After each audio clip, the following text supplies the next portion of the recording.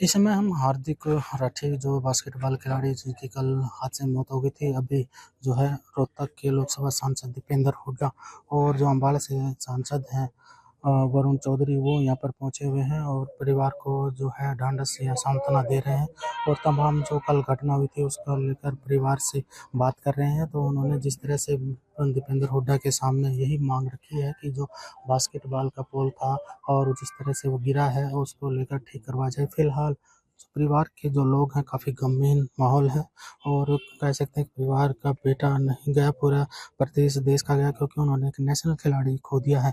तो अभी फिलहाल जो है जो रोहतक लोकसभा सांसद दीपेंद्र हुड्डा है, वो उनके पिता हैं संदीप राठी, उनसे बात कर रहे हैं, उनको ढांढस दे रहे हैं और जो है उनकी बात को लेकर जो हरियाणा सरकार को जो है विधानसभा में भी इस मामले को उठाएगी, क्योंकि जो हरियाणा की सरकार की खेल नीति है उसको लेकर भी जो है काफ़ी गंभीर सवाल उठाए गए जा रहे हैं, क्योंकि जिस तरह से फिलहाल जो हरियाणा सरकार की जो खेल नीति है उसको लेकर जो एक बार फिर सवाल उठा, क्योंकि जो कई जो खेल हैं स्टेडियम जो पूरे प्रदेश में काफ़ी जर्जर हालत में, काफ़ी खस्ता हालत हो चुकी है, वहाँ पर जो रख रखाव जो सरकार की तरफ से नहीं होता है, जिसके चलते ये हादसे हुए हैं। तो तकरीबन जो यहाँ पर लाखन माजरा में बास्केटबॉल का जो युवा स्पोर्ट्स क्लब था उसको भी 15 साल बने हो गए थे, उसके बाद उसकी मरम्मत का कोई काम भी नहीं हुआ, जिसको काफ़ी जर्जर बार बार जो है अधिकारियों से गुहार लगाने के बाद भी वहाँ उसकी मरम्मत या उसको बदलाव नहीं किया गया और जिसकी लापरवाही के चलते ये हादसा हुआ है। परिवार के लोग यहाँ पर बैठे हुए हैं और जो तमाम जो ग्रामीण आसपास के वो यहाँ पर आए, क्योंकि एक बड़ा हादसा यहाँ पर हुआ है। फिलहाल जो है सांसद दीपेंद्र हुड्डा और जो सांसद हैं कांग्रेस के 2 पहुंचे और साथ में एक बड़ौदा से विधायक हैं वो भी यहाँ में, और पूरा विधायक कांग्रेस के ही हैं। परिवार से बातचीत की जा रही है और सांत्वना ये दी जा रही है कि जो है कांग्रेस पार्टी या परिवार के साथ है, जो मुद्दा है खेल नीति का उसको लेकर जो है वो आवाज़ उठाने की बात करेंगे। फिलहाल जो परिवार की तरफ से भी जो है यही बात की गई थी, जो हादसा हुआ आगे भविष्य में इस तरह का कोई हादसा ना हो उसको लेकर जो सरकार की जो है उसको आवाज़ उठाई जाए और जो बड़ी एक जो लापरवाही है वो आगे भविष्य में ना हो उसको लेकर तमाम यहाँ पर जो बातचीत की जा रही है। और जो है अभी सांसद दीपेंद्र हुड्डा से हम बातचीत करने की कोशिश करेंगे। आखिर जो सांसद कोटे से भी उन्होंने जो करीब 19 लाख रुपए दिया था और वो जो बजट है वो 2023 में अब तक क्यों नहीं लगा, एक बड़ा सवाल उठता है। तो कहीं ना कहीं जो सरकार की खेल नीति है और खेल और खिलाड़ियों को लेकर, सुविधाओं को लेकर, कोच को लेकर, उनसे तमाम बातों को लेकर बात करेंगे।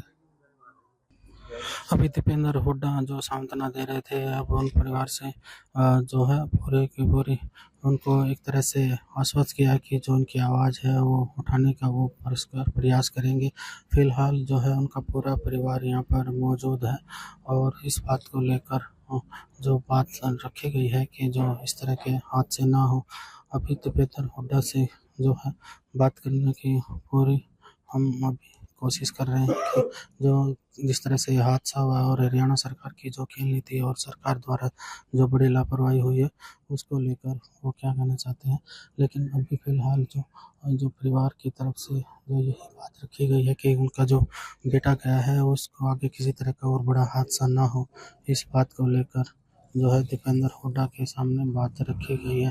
भूपेंद्र सिंह हुड्डा जो इनके पिता भी पूर्व से नेता प्रतिपक्ष हैं, उन्होंने परिवार के लिए एक सरकारी नौकरी की मांग की है और ये मुद्दा जो है विधानसभा में उठाने की जो बात उन्होंने आज मीडिया के सामने कही है। फिलहाल जो पूरा परिवार है वो काफ़ी इस गम के माहौल में डूबा हुआ है और अभी फ़िलहाल जो है अभी उनसे बात करने की कोशिश कर रहे हैं।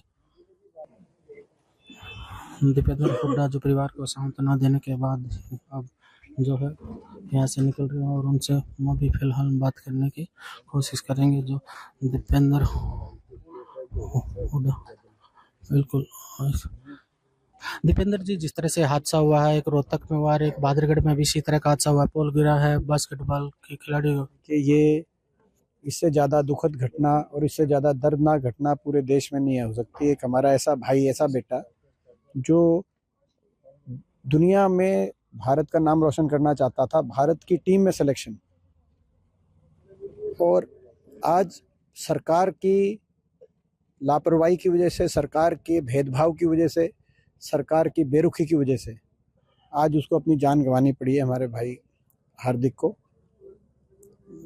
आपको पता है कि ये लाखन माजरा के खेल स्टेडियम की बात हो या बाकी हो, ये 481 स्टेडियम पूरे हरियाणा में जो अपनी हमारी सरकार थी कांग्रेस की, उस समय बने थे, लेकिन 11 साल से 1 रुपया इन स्टेडियम के रख रखाव के लिए सरकार ने कोई ग्रांट नहीं दी। इतना जो है एक तरीके बेरुखी दिखाई, और नीति भी और नियत भी, सारे स्टेडियम्स का ऐसा हाल, बुरा हाल। और उसके बाद सबसे बड़ी जो एक बात आई सामने, इस वाले खेल स्टेडियम में 2023 में मैंने एमपी कोटा दिया था, 2023 में, आज 3 साल हो जाएंगे, और वो जो एमपी कोटा था 18 साढ़े 18 लाख, पहले 12.5 लाख की किस्त ली 2023 में, उसके बाद 6.5 लाख की किस्त ली, हमारे एमपी कोटे से चला गया। लेकिन सरकार अधिकारियों ने वो एमपी कोटा भी नहीं लगवाया 3 साल के बाद भी। यानी कि नीयत कितनी खराब थी और कितनी खराब है। और ये तो हम डेली देख रहे हैं कि कोई ना खुद काम करना, और कोई विपक्ष एमपी को काम करना चाहे तो वो भी उसमें भी इस तरह से करना, मैं समझता हूँ एक घोर अन्याय हुआ है। सरकार इससे जिम्मेदारी से नहीं बच सकती, ये सरकार की पूरी जिम्मेदारी है। और इसमें हमारी मांग है कि इस परिवार की मदद की जाए। इस परिवार के लिए सरकार की तरफ से आर्थिक मदद की घोषणा की जाए। और जो इनके पिता हैं वो 39 ईयर्स ओल्ड है, और संदीप हमारे भाई, और उनकी जो है अभी एचकेआरएम में, उनको परमानेंट हरियाणा सरकार में जॉब मिले, और ये तय हो किसकी जिम्मेदारी है। कोई जिला खेल अधिकारी को बटाने से काम नहीं। पहले तो 11 साल आपने बजट नहीं दिया, सरकार की जिम्मेदारी है। और ये जो है यहाँ पे पैसे, मेरे पैसे देने के बावजूद नहीं लगा, मैं मांग करता हूँ कि ये किसकी जिम्मेदारी थी, अफसरों की, कौन कौन डीसी थे, और मैं सारी एमपी कोटा जो मैं देता हूँ वो क्यों नहीं लगता।